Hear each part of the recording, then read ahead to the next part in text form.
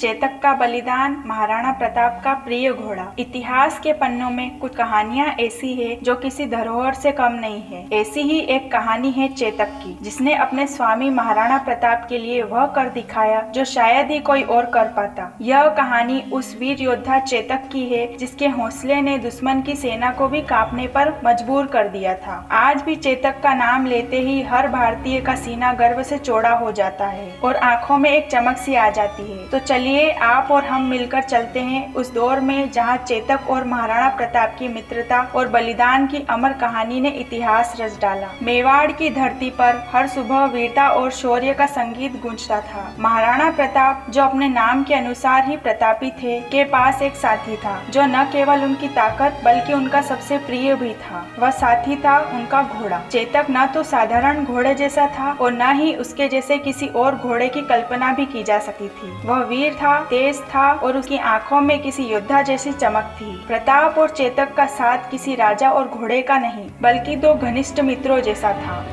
चेतक न केवल महाराणा प्रताप के युद्ध का साथी था बल्कि एक ऐसा साथी भी था जो उसके हर सुख दुख में बराबर का भागी था। एक दिन की बात है, प्रताप युद्ध की तैयारियों में व्यस्त थे। उसी समय चेतक दौड़ता हुआ आया, जैसे वह कुछ कहना चाहता हो। प्रताप ने उनकी आंखों में झांक कर देखा और मुस्कुराते हुए बोले, चेतक, लगता है तू भी इस युद्ध के लिए उतना ही आतुर है जितना मैं हूँ। चेतक की आंखों में वही चमक थी जो महाराणा प्रताप में वीरता की झलक दिखाती थी। एक तरफ थे मेवाड़ के गिने चुने वीर योद्धा और दूसरी तरफ थी अकबर की विशाल शक्तिशाली सेना। यह लड़ाई साधारण नहीं बल्कि धरती पर दो महान परंपराओं की भिड़ंत। महाराणा प्रताप ने चेतक की पीठ थपथपाई और उसे युद्ध में उतरने के लिए प्रेरित किया। चेतक भी अपनी पूरी ताकत के साथ तैयार था, जैसे यह युद्ध उसके लिए ही हो। जैसे ही रण की मृदंग ध्वनि गूंजी, चेतक ने दौड़ना शुरू किया। उसकी गति मानो बिजली की तरह थी। हर कदम पर दुश्मनों के शिविर को चीरते हुए, हर सैनिक की आंखों में भय भरते हुए, चेतक ने अपनी सूझबूझ से कई मुगल सैनिकों को चकमा दिया। वह न केवल महाराणा को सुरक्षित रख रहा था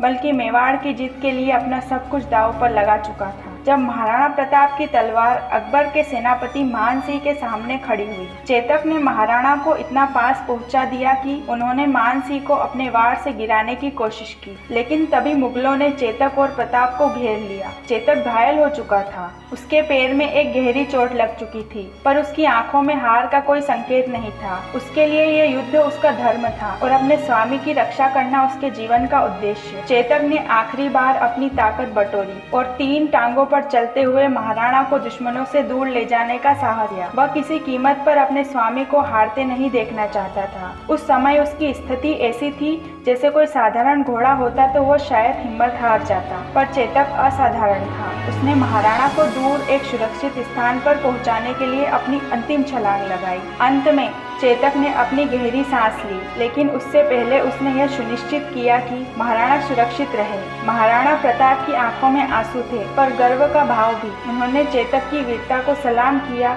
उसकी महान आत्मा को नमन किया। चेतक ने अपना बलिदान देकर न केवल अपने स्वामी की रक्षा की बल्कि उसने वीरता और दोस्ती की एक ऐसी मिसाल कायम जो युगों युगों तक अमर रहे।